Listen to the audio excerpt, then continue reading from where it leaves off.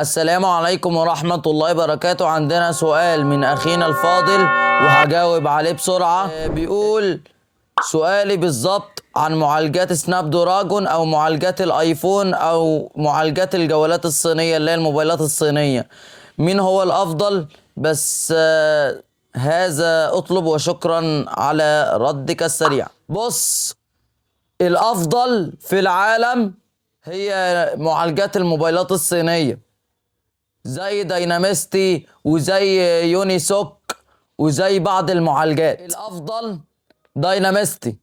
هقول لك ليه.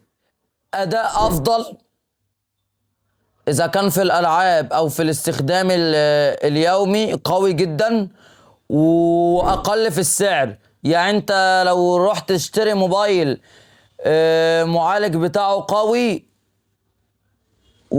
وسعره مناسب ليه، اشتريه. يعني مثلا معالج داينامستي افترض مثلا 7300 تربو مثلا، يديك اداء قوي يستحمل في الالعاب وفي الاستخدام اليومي. بس كده، ما تنساش تعمل لايك واشتراك وتفعل زر الجرس عشان يصلك كل جديد، واكتب تم في التعليقات، واخر حاجة تصلي على النبي. بس كده، مش عايز اكتر من اللي انا بقوله.